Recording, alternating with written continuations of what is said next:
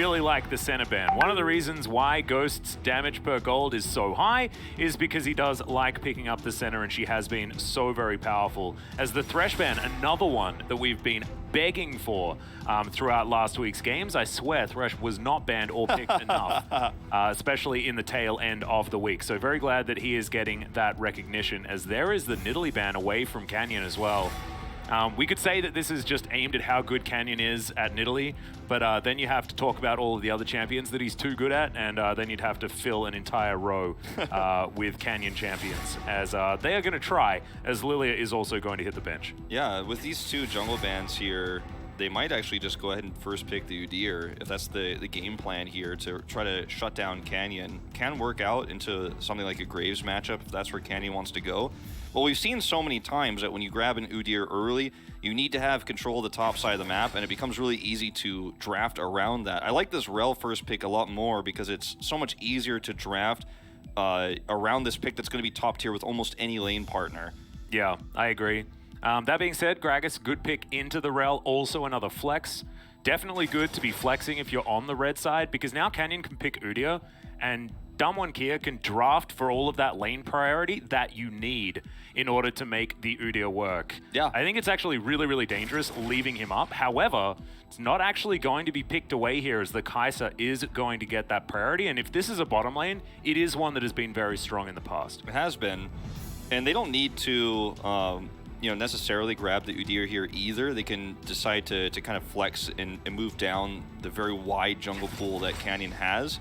The Hecarim, which has been much more popular in other regions than it is here in Korea, the LEC and the LPL in particular. It's actually on the rise in LCS as well. He's a very top-tier jungler, the same way in Korea we have Lilia as kind of our permanent top-tier AP jungler. So just here over the Udyr, and I think it's a safer option. It's a good pick into Udyr, oftentimes. So Canyon going to go back to an old favorite by the looks of things here in the Graves. And speaking of GR champions, Gragas does work very well alongside a Graves if he's going to be played on the top side of the map. So we are once again hinting at a lot more flexibility, and this next ban phase is going to be more difficult for Fredit Brios. I really do like what Damwon Kia have done as far as the draft mind games are concerned. Yeah, and because the Gragas is so flexible, it's so hard to draft now if you're Fredit Brios, because you don't want to draft something that is very aggressive and controlling in the top lane, like a Camille necessarily, because the Gragas can do fine against that. But if you just draft safe and then Gragas goes elsewhere, then they can actually pick up something that's controlling in the top side of the map. The Graves Gragas duo in the top side is already very strong, as you mentioned. And it's a draft that's kind of ambiguous now for Fredit Brios. Like, they decide to ban the Alistar because it's the easiest and safest ban, because you don't know what the game plan is just yet. The Gragas could be support, but you don't want to deal with the Alistar. But it's not a strong ban by any means, because the Gragas could be support. So yeah, exactly. The options are so much bigger for Damwon Kia right now. I do really, really like the Orianna ban. Not so keen on the Zoe ban, although Yaharong, it is his most played champion ever in competitive play.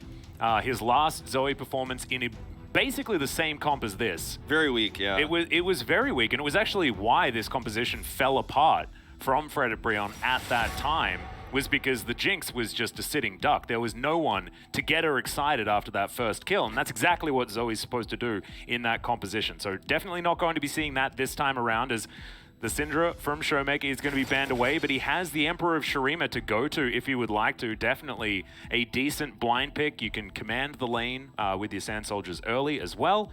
And you've now got super good engage. Like, you have disengage and strong engage with both the Gragas and the Azir. Not to mention that during those skirmishes, Kai'Sa can dive into the backline, so Ghost has so much mobility with this composition too. He's going to have a really strong front line.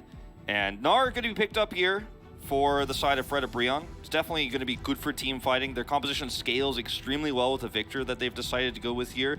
Works well with Hecarim in terms of the jungle. You can actually look for picks on the bottom side of the map or the top side of the map, depending on where Canyon is. So tracking where the Graves is can actually lead to a lot of pressure in the early game with this Victor.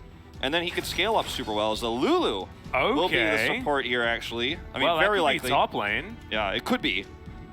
Because we have seen that before. Of course, this was an old favorite of our old mate Noguri while he was up here, and Damwon Kia, of course, the same team. Might be wanting to utilize that, but it could still be support. Like, we don't necessarily know. Of course, if you do put Lulu in that bottom side, then you do have a lot more lane power because you can poke out the rel, but Gragas is just so good at stopping the crash down that I would imagine that this is what we're going to see. So now Canyon has a lot of options when it comes to ganking lanes. This is another one of the Damwon Kia drafts that's all about making Canyon a raid boss. And they can definitely get that done with this Lulu able to augment so much of what Graves can get done, and then Showmaker having a lot of backup damage with all of the CC that he can provide just by himself. So a really cool draft. It really empowers what Canyon is going to be able to do later on in team fights too. Like, he becomes so survivable, it's so difficult to kill him, and he can just put off so much consistent damage once he ends up getting, you know, his collector later on. He might even go Immortal Shield Bow over the dashing thing that the Gale Force. Gale Force, yes. The one that I could not come to my mind, yes. I think he might actually take Immortal Shield Bow, because if he does, he's so survivable here with a Lulu. He can actually just go straight into the front line and put off extra damage while Ghost is safely kiting around and setting up for his Killer Instinct. I like this composition a lot, but that's not to say Fredit Brios has a comp that if they play it slow, if they play it slowly as they normally do, get maybe a small lead early on and just go for that late game, scales up extremely well. It's a team comp that fits their playstyle, and if Yarong's positioning could be a little bit better than what we saw out of his Zoe, for example, if he can land those skill shots in those longer team fights, he is going to put off a ton of damage. Yeah, I actually really love this, because this is exactly the feedback that they got from the analyst desk after that match, right? It was that Zoe doesn't provide enough consistency. Something like a Victor would have done a much better job in that instance, and they've gone, all right, okay, BitDoll, thank you very much for that feedback. We are going to implement it in our next game, and that's exactly what they do here. That being said, they do need to get through the early game, and we'll see whether that one is going to work out. Not to mention the fact that Umpty isn't going to be able to stop Graves from doing what he wants to do in the early stages. And so Canyon is going to be happily scaling alongside the horse, who wants to be doing exactly the same thing. Yeah. Whether that's good enough, I don't necessarily know, because this new, tank variant of the Hecarim can be so frustrating in these team fights in the later game. And so giving him a free ride is still going to be dangerous, as we have a look at Damwon Kia trying to get some early vision and some early vision denial here as they do so. Yeah, really nice. That extra ward up themselves too. And you know, what's interesting about this Hecarim pick too, I've watched it a lot in other regions, especially in the LPL, where it seems like his role ends up being such great disengage, even in fact. I mean, sometimes you can engage on objective fights like the Baron or some of those later Drake fights with him. But because Damwon Kia have so many ways to make sure that he can't easily set up those team fights, or they can disengage as he comes in and looks for fears, I don't like it as much against the Gragas, and I don't like it as much against the Azir. You know, it's a lot more difficult to pull it off here than if they had just a simple control mage in the middle or something like an Alistar in the bot lane. Yeah, potentially. Looking forward to it. A lot of scuffling here in the early game, as you could see, is Umpty having to deal with Canyon entering his jungle. And I don't think he's going to be able to take this wolf unscathed. As you can see, Canyon walks in with a red buff and full health, and he is going to be able to bully out the Equestrian pretty comfortably. Yeah. He's going to go back to his chicken. So that's his Gromp and his wolves that he's now lost and wasted time trying to fight as well. So already Canyon putting the screws in here on the top side of the map, and that's exactly what you want to do. Put the horsey behind if you can. Yeah, Showmaker had so much prio in mid as well. Like, there was no way that Yaharong could even think to assist. He would lose so many minions that were all crashing into his turret at the exact same time that happened, and that's how that mid matchup often is going to go with the Azir into the Victor. So such a comfortable place right now in the top side of the map, middle side, and the jungle right now if you're Damwon Kia. Yep, absolutely everything going their way outside of this bottom lane that is getting shoved in just a little bit. Beryl and Ghost just weathering the storm as best they can. As that's a pretty high value barrel there. Beryl, very nicely done.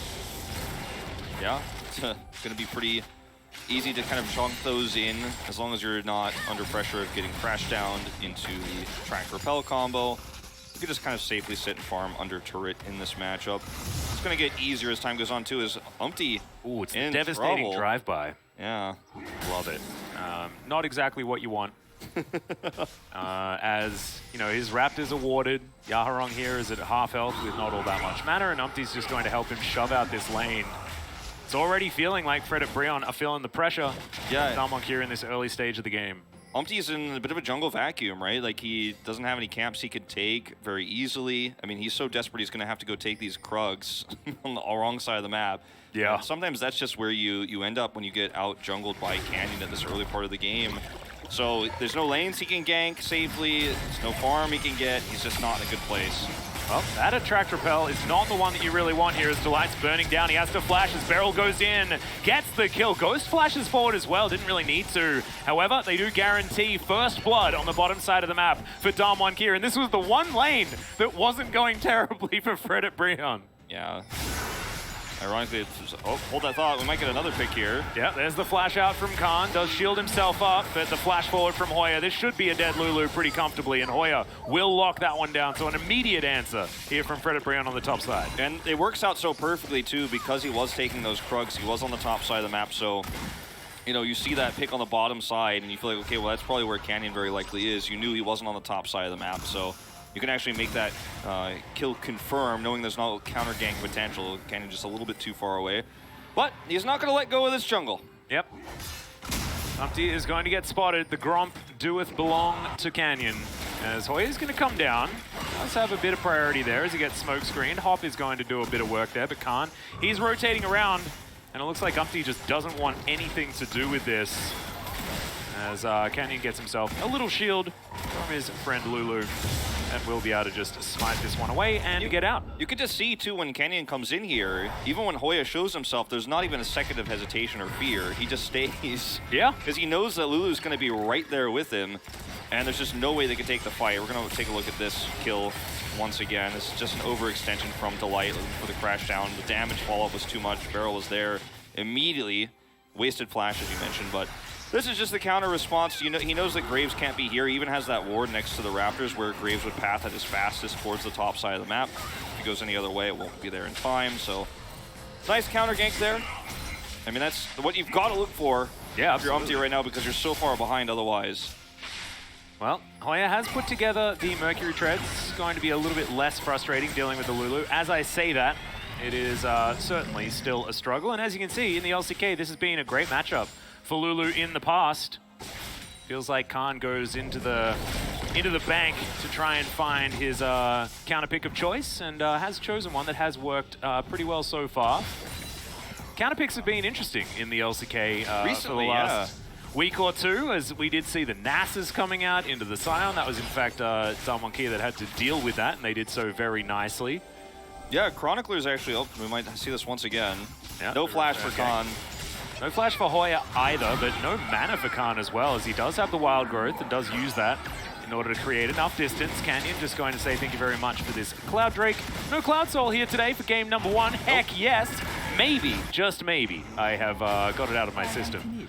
Well, I was going to mention that when you talk about counter picks, something that Chronicler actually mentioned to us earlier this week that I think is a really interesting point is historically the LCK hasn't really messed around with going off meta and looking for deep counter picks as much as it has for just sticking with what's standard and trying to brute force it, trying to out-mechanic. But in these last few weeks of LCK, we have seen a lot of really unusual picks. We have seen like the Scion mid, for example. We're seeing teams try a lot of different strategies that you wouldn't necessarily see the LCK. The LCK is not known for doing, you know, in very recent times. And it is very exciting to see the evolution of our region. As this one's not going to lead to anything. At least secure the ward charge. That's how you cue the cannon minion.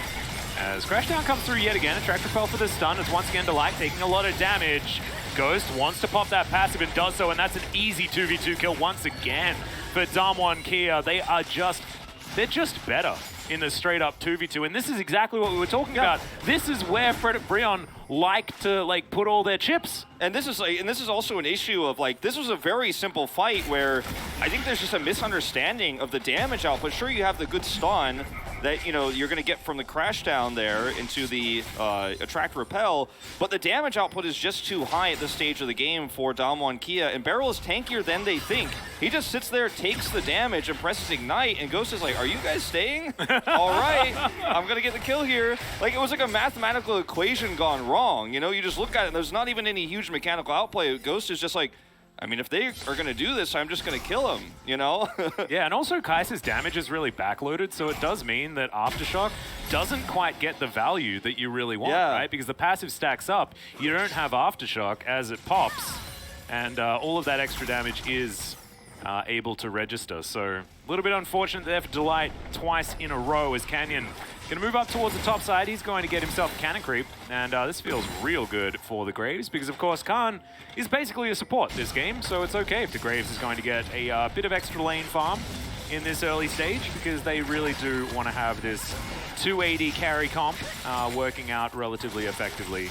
Still have to see whether he's going to be building Shield Bow or the Gale Force, but it looks like it's going to be Gale Force again. Canyon, of course, just really loves that particular build, likes all the extra tech that you can utilize with it. Yeah, I didn't mind the Gale Force, and given how this game is going, it feels like it is definitely a pretty easy choice to make. It's Canyon, right? Maybe a different Graves player would have gone for the Shield Bow here, but I mean, I think that when you have the Lulu as well, it just becomes an easy option to know that you're like just never going to get blown up in these fights. Just hold that. Yep, Showmaker just going to get the shuffle, and Canyon just says, thank you very much, collateral damage, and walks away. Comes back again afterwards because Showmaker says, help me shove this wave. But the cool guys didn't look at explosions. Actually looks great, and if we just cut the clip after he just walks, then looks all good. Yeah, I mean, this is what happens with Azir so much in almost every matchup. Is Damwon here now going to try to turn this into some mid-turret plates on the mid-turret. Yeah, Khan even coming down here as the Barrel is going to come back. Barrel tanking up the turret for just a little while as Umpty trying to get them out of here, but maybe goes a little bit early as the Super Mega Death Rocket does fly by. And Henna not going to get any value, so if Umpty had have stood back, then maybe they could have got a bit of extra poke, but wouldn't have resulted in anything anyway, as they're not able to grab the turret, but it's now on its last legs. And that's so much extra damage going to Azir. I've been talking about Victor's scaling and how well he does in those longer team fights, how much consistent damage he can put out, but the same is true, if not more true, for the Azir, in this case, Showmaker's Azir. Yeah. And when you think about like how much disengage Damwon Kia have against some of the Hecarim engages that can happen late game and some of the Gnar engages, you know, like that's what. Yeah. And plus the Rel, right? They have so many ways to just punish the Rel if she goes in and looks for a Magnet Storm starts the fight that I'm very concerned for Fredit Brios' comp here. Is this a nice bait attempt? Yeah, and actually, Umpty might be able to finish this one off. Doesn't have a lot of damage, as of course he's just sitting on a couple of Ruby Crystals, and the Hecarim doesn't do as much early game damage as he used to, as Yaharong is going to turn up. No turret there for Khan, and he will be taken down with a Chaos Storm to the face. We've got another dive being set up here on the bottom side, though, as if Fredit Brios can weather this, then certainly a very great turn of events for them. And it looks like they will here. I mean, unfortunately for Canyon, it's going to be... This is the sacrifice, right? Yeah, you're going to lose your turret for it, but that was a mid lane that you were very likely going to lose your turret in shortly anyways. But this is very unlike Fredit Brios stylistically, actually, to make a big play like this, to send Yaharong all the way to the other side of the top turret to set up for a play like that. They usually don't make these types of plays when they're not sure if it's going to work. This is a huge risk, and historically speaking, Fredit Brios doesn't make risks like that, doesn't take those risks. So sure, it's a trade-off, and it's not 100% a huge win because of the mid turret going down. But I mean, if you just sit back and wait, you're going to lose more on the map anyway. So I appreciate the gumption here. Yeah. I agree. That being said, I mean, Fredit Brios do sacrifice the entire bottom side of the map. There's no way that they can get any priority in mid because they did lose that turret. And we've got a Mountain Soul on the Rift here. Shout out, Earth, Wind, and Fire. Very, very nice. But this means that, yeah, Damwon Kia just have so much control of the neutral objectives, even if Khan is having a bit of a rough time here towards the top side. And at the same time, Canyon never had any considerations of coming up here, even though they knew that Yaharong wasn't there. If you look at the mini-map, there were question mark pings much earlier about Yaharong being missing. Canyon held the wave in mid, and then just went directly to the bottom side of the map. Showmaker shows up, he's got a wave to push to grab turret, so they just allowed Khan to play weak side again, as he has been doing all year long, and just take an L for the team, because the trade-off is better for Damwon Kia, because they get that control over the Drake that comes with that mid turret as well. And it's like, you know, this ended up being a great proactive play, but it doesn't get you ahead. It just makes you less behind, I guess is the best way to put it. Not to mention the fact that Khan is going to mainly be a support and doesn't necessarily need quite as much money as if he was a different champion up there towards the top side as well. So the fact that he's still farming very effectively, or, you know, he's still behind by a bit, but it's not that bad, right? And he'll still do his job, and the rest of his map is going extraordinarily well. As you can see, Umpty trying to take his red buff here, but Showmaker wanting to throw some soldiers in and make his life difficult. Canyon down here towards the bot side. Looks like they're not going to challenge for the red buff, is now Beryl getting closed in on. Teleport, yeah, towards the bottom side here as there's the barrel. Does get Hoya out of position as he does get a decent gnaw back there. Focusing Ghost, who should go down relatively quickly, gets the wild growth, but eventually does fall. Graves gets one back as well as now Showmaker slightly out of position. Beryl has to flash, and it's a big win for Fredit Brios on the bottom side. Oh man, this is another one of those plays that you don't expect from Fredit Brios. This is not a team that makes choices like this, but they are making so many aggressive calls in this game, and Hoya makes that teleport to the bottom side of the map into a very nice engage. Umpty's ultimate there as well. Well played on the chase, and Umpty, who had such a terrible start to this game, now 1-0-4. As we'll watch this again, this is a very big overextension here from Damwon Kia. The teleport comes through, and yes, Beryl is there right away, but Hoya just goes in, flashes forward, and now you've isolated 3 members of Damwon Kia. The teleports coming through are so late, and Umpty just goes straight to the back line, and there's a nice follow-up, attract, repel, double stun there, and this is such a fantastic trade to even get Beryl's flash. Yeah, and Showmaker actually didn't have an opportunity to use his ultimate at all in that fight. Yeah. A little bit unfortunate. You see a stack of 5 people and you think maybe this is time for that big Emperor's Divide, but Showmaker never pulled the trigger. He was just a little late to find the option. Yeah, exactly. And that's like the kind of play that is so, you know, it's not extremely hard to pull something like this off, but it's just a really good macro decision that Damwon Kia are just not ready to respond to as quickly as they needed to be. Beryl using his cask right away too, you know, just being completely shut down by Hoya's fast flash there. It was very well executed, and now, you know, Fredit Brios still a little bit behind, and it's significantly so, but it feels like there's a window back into this game potentially because they're not so far behind that the scaling that they're looking for here with the Jinx and the Victor isn't unobtainable. Yeah. Especially with how their comp functions in the later stage of the game, right? Like, Khan is so valuable. You get that Ardent Sensor, as soon as he presses any buttons on anyone, like, think of the value. Like, everyone likes attack speed. All of the carries love having extra attack speed, so it's just, and also the on-hit damage is just so good. So I absolutely love it. Really, really cool stuff here out of Damwon Kia. That being said, their front line, not exactly a thing at all, so it will take a lot of finesse to be able to make this work. They do have options in the amount of CC and knockups that they do have available.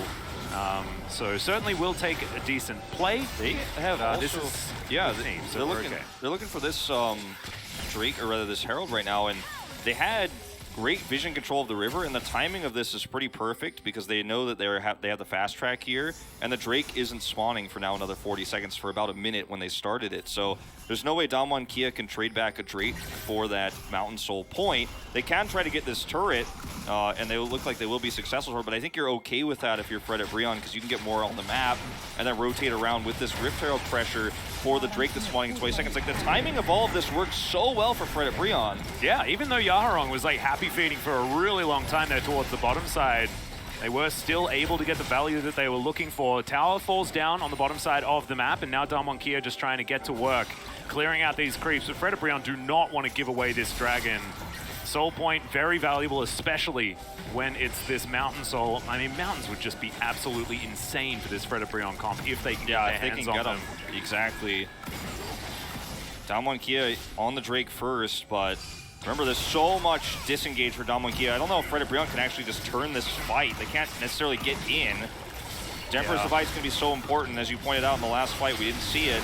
As is the explosive cast from Canyon. Not going to be able to take away the Drake as it is secured by Umpty. He gets into the backline, moves Beryl out of position, but the Rel is already taken down. They've traded support so far, and now Damwon Kia looking to try and press further forward, but a 1-for-1 with the Drake going in the hands of Fredit Brios. They're going to be super happy with that. I mean, they just creeped up on the Drake, and then Damwon Kia had to press the go button, and it was not, the cask was used first, so they didn't have that disengage tool anymore, and that's when Fredit Brios were like, okay, we got the Drake, they hit the smite, and they just go in for the fight. Like, watch this as Fredit Brios just kind of close the gap here. Look how far away they are now, but as they close the distance, Damwon Kia don't commit any damage. They don't have a lot of poke here, the low range on the Graves, and then, you know, you can't really get out anymore after this. There's so much slow coming through from the Victor. You can see, you know, obviously Umpty is going to be able to just dash through the fight and pull people back. And so Damwon Kia have to get away And we still see no Emperor's Divide value in this fight. Yeah, and once again, I want to go back to Fredit Brios last time that they ran a comp that was so similar to this. I feel like the Victor is just so much better than the Zoe was, and you can see the value already in these team fights starting to become very scary because the frontline difference is just insane between these two squads. I think Damwon Kia were hoping for a little bit more control in the early game than what they have right now. And Umpty's well and truly getting online, has that chem tank completed, and is now building towards even more items as Canyon coming on in here, looking to clear out some vision alongside Beryl. They do so. And Damwon Kia just doing their macro thing, trying to take down the outer ring of turrets. Hoya is on the bottom side of the map now. Will be able to put on some pressure to this inner turret. But it feels like the Damwon Kia game plan, it's there. They understand what they want to do, but it isn't working the way they want it to. It isn't working, and this is starting to feel like that last fight where Damwon Kia were on the Drake first, and yet still couldn't make a decisive play, and then, you know, just ended up casting, losing the Drake, and then getting engaged on. Means that there's some serious concerns about how the rest of these objective fights are going to go, because they kind of had the positional advantage handed to them for free. But what happens if Fredit Brios actually start to have some control over these objectives themselves? I mean, they've had vision control over the top side of the map the entire time, because they struggled to hold on to a Drake they started first. How can they take away an objective that Fredit Brios start before them? That's the scary, you know, question that Damwon Kia is probably going to have to answer this game. Because of the frontline issue, it's going to have to be strong engage with the Cask and the Emperor's Divide. But if you do that and then Fredit Brios re-engage, you don't have that disengage anymore, and it gets very scary. Yeah, well, they're looking to get this flank onto Hoya, who does just stride breaker his way out. I think Damwon Kia are going to have to look for more flanks in this game. I think a lot of it will have to do with Beryl breaking up teamfights from the very beginning and delivering a kill onto a carry. Speaking of which, goodbye, Hannah. That's exactly what we were talking about. Thank you so much, Damwon Kia, for showing us exactly what we wanted to see. And Umpty can't turn this around. I mean, it was a nice ultimate, or a nice dash there, but there's no way he can actually turn this around because Damwon Kia had everybody there. They were ready to follow up on this. And one execution like that, just one mispositioned carry, Henna, you know, was the one who ended up being, unfortunately, caster cursed by you, I guess, in this case, is picked. And now you can't challenge this as easily as Fredit Brios. I mean, this Baron's going down so extraordinarily fast. Sand Soldier's just doing so much work. As in goes Beryl, he gets Chaos Stormed immediately. Magnetstorm not quite getting the value that it wants as Umpty gonna have to get out of there. Beryl's gonna be the sacrificial lamb, but it's a trade. 1-for-1 plus a Baron, and you'll take that any day of the week, as that's a majestic rocket, but it's not gonna do anything other than look cool as it sails by. Yeah, I mean, Fredit Brios knew they weren't gonna win the fight, but if you get a kill or two as Damwon Kia retreating, you could take some of those Barons away, but at the end of the day, it's a trade, which isn't absolutely terrible for Fredit Brios, all things considered, but because of this pick that we're going to watch once again, I mean, watch how Ghost just pulls the trigger immediately. Cask is there, and he's like already in there. Yeah. Killer Instinct right over. Sad Chompers on the ground, and then Fredit Brios here just try to make a last stand because, I mean, there's nothing they can do to take the Baron away. Delight has a nice engage. He pays for his life. But Barrels, that was a body slam that denied a 4-man Magnet Storm. And it instead just meant that the rail was out of position, unable to get the CC off. Barrels so good. I don't know. Yeah, I mean, otherwise, it could have been, you know, a 2-for-1 trade, for example, for Fredit Brios. Ends up absolutely. So, you know, Damwon Kia not letting go of this one, despite some issues in some of those skirmishes earlier on, being decisive. But let's see what happens when Fredit Brios get to take a 5v5 fight. You know? Yeah, on their own terms. Like, Beryl needs to be able to do this every single fight, right? He needs to be able to catch someone out of position. And last time, it was because Henna was walking by himself, right? But now, they're trying to race this down. Yeah, they've got them all set up here as Beryl moves on in. So Mega Death Rocket and Canyon will secure it. Umpty immediately gets out of there. And it looks like Damwon Kia are just going to be able to rotate around. Fredit Brios, without actually taking this minion wave down just yet, not going to be able to prevent Damwon Kia from getting towards the inner turret. And yet again, you know, this is another fight that Fredit Brios doesn't really get to take 5v5 on their terms because Damwon Kia had such a great front line. It wasn't even really front line, it was just peel from Beryl to prevent them from getting into where the Drake was. So they couldn't actually start the 5v5 properly, and they just raced the Drake down, rushed it, and then as soon as the fight was about to begin, Damwon Kia was like, nope, I'm already done with this. we're done, we're walking away because we don't want to take that fight right now. Well, Showmaker going to get to work on this inner turret on the bottom side of the map. Ghost is parked in mid. He's going to help keep pressure in that lane as well. And the more Damwon can separate Fredit Brios, the better they are going to feel. And Baron power play, not the most massive right now, as we've only got 20 seconds left to go, sitting at about 1600 right now. But this was more of a stabilization Baron, right? And when a Baron is early like this, it can be a little bit more difficult to utilize it quite as effectively, especially if you don't win a team fight immediately afterwards. So yeah, and there was nothing really open on the map, so they couldn't really threaten inhibitor turrets, for example. But they end up getting a Drake, so that was really well played. And yeah, it's not game ending. It's not going to give them a huge lead. And Fredit Brios do still look primed to take some of these upcoming team fights. Their comp's still good, right? Yeah, exactly. Like it's not going to change there. That being said, it's going to still run into the same problems that their last Jinx comp did, because it doesn't have the Thresh. It has the Rel instead. We do think that a lot of teams actually like this Rel paired alongside the Jinx a little bit more, but does lack a lot of that peel. So if Damwon Kia can continue to, you know, pull it apart methodically, it is certainly dangerous. Is Delight not going to be able to get that interruption? Yeah, and he's also, I mean, they don't know that, but there's nobody following up for this, so I'm going to be very careful about those. Yeah. But, you know, if you get an interrupt there, actually, then you can collapse. At worst case scenario, you know, stop him from backing, and then he has to go buy items a little bit delayed. But anyway, the next Drake fight here is kind of like where Damwon Kia could just end the game. I mean, getting this makes it so much easier for them to actually team fight properly front to back. Yeah. Because they don't have that front line, right? It allows Beryl to actually make those body slam plays that you were talking about a lot easier too. And so, Khan can also turn Beryl into a legitimate tank. Yeah, legit. With Aftershock, Mountain Drake, and the Wild Growth.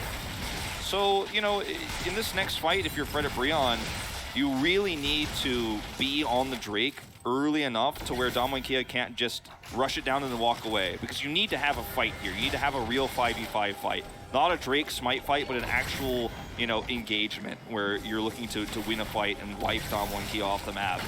That's your objective here for Fredit Brios in 2 minutes time. And actually controlling vision around that Drake makes it a lot easier.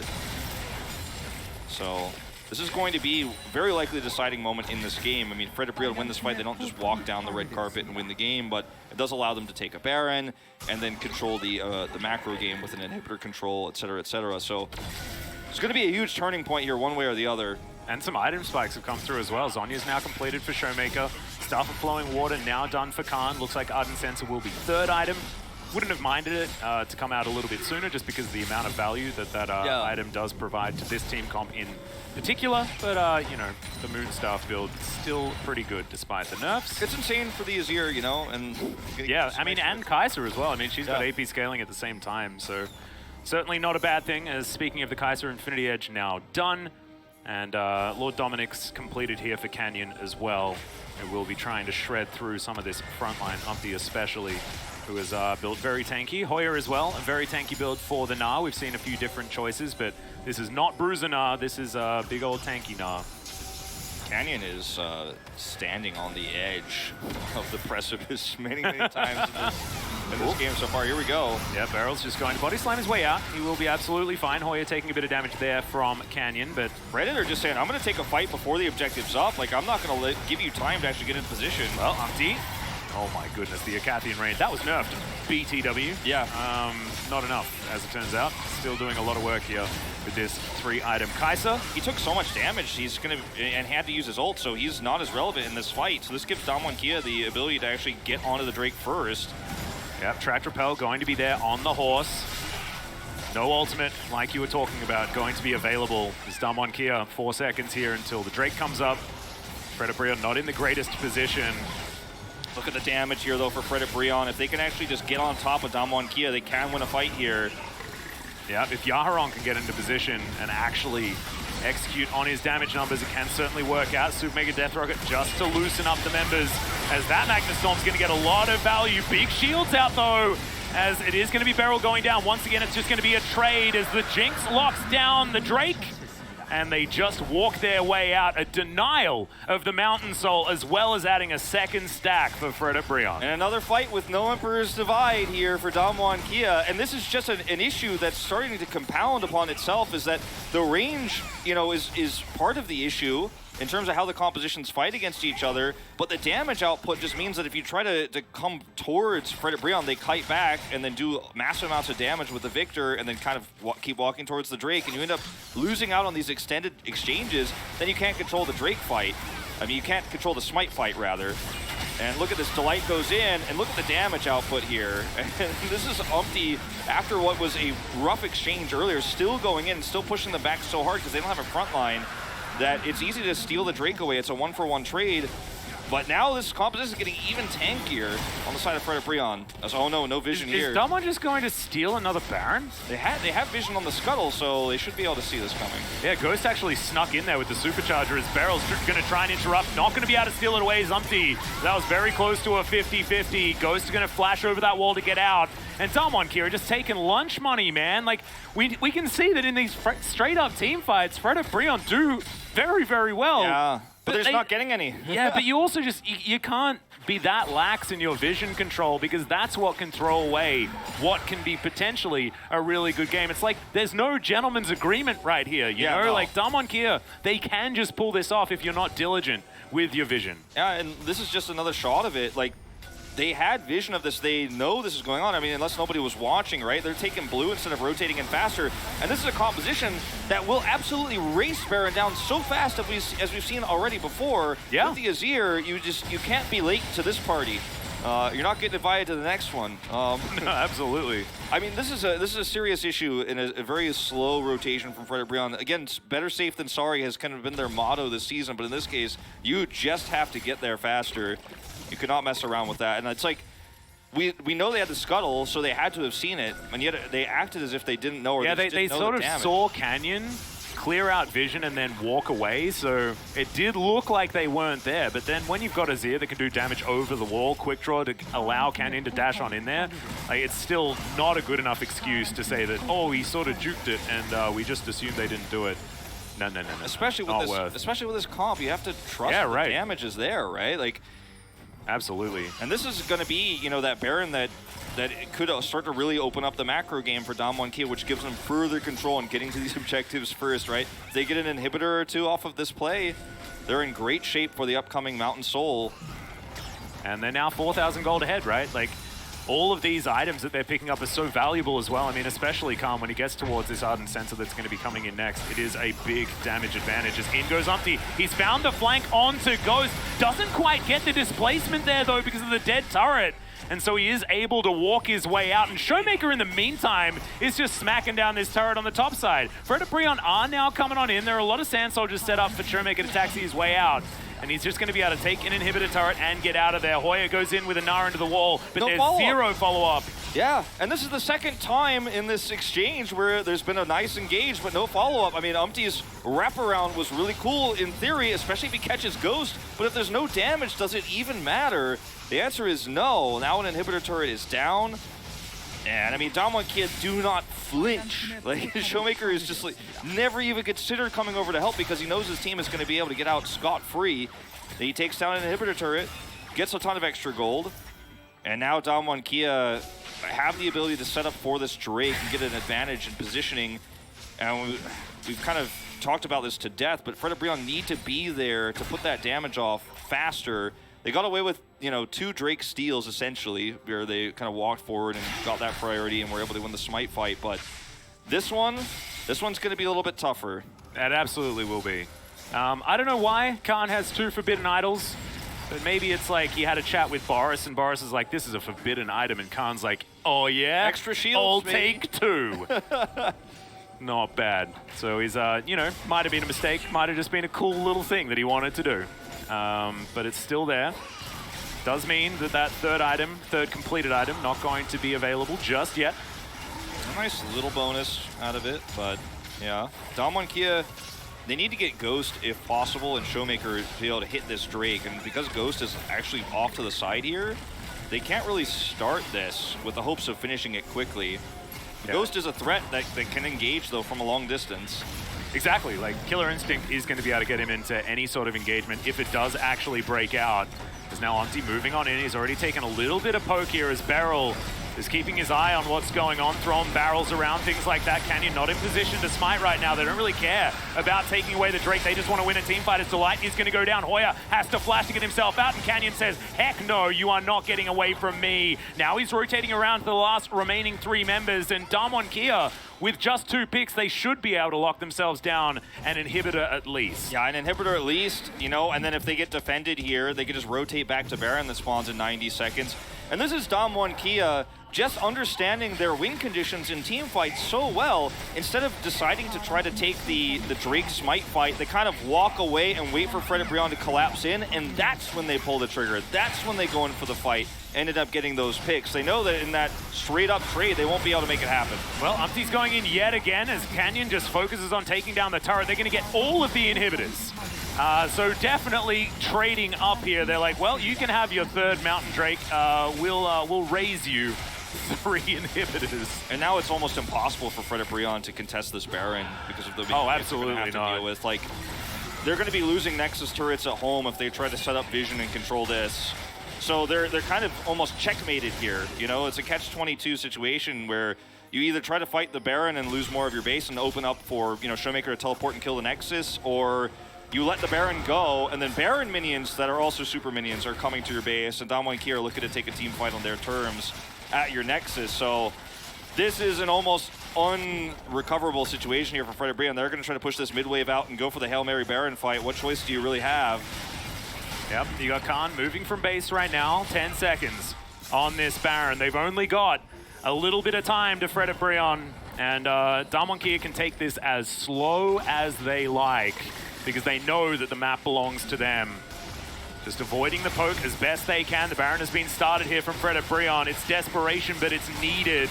As now Beryl setting himself up. Hoya taking a fair bit of damage there as even the Void Seeker's doing a lot of work. Canyon gets in from the side and Henry's just obliterated. Canyon goes gold and he bought so much time already as Ghost over the wall, able to deal with Umpty. Beryl has all the CC required. Canyon does fall, but it does not matter. Yaharong running for the hills as the Void Seeker is avoided, but it doesn't matter. He's still going to die. He's going to take a bow there and show off his top hat as this is the end of the game, but beautifully executed by both teams, actually. There were some moments here that where Fredit Brios showed us exactly how this comp's supposed to work, but it was a Damwon macro masterclass outside of that. It was really the showcasing of their macro, their understanding of the team comps, knowing their weaknesses, knowing which fights not to take to give 3 Mountain Drakes in those skirmishes, especially that last one.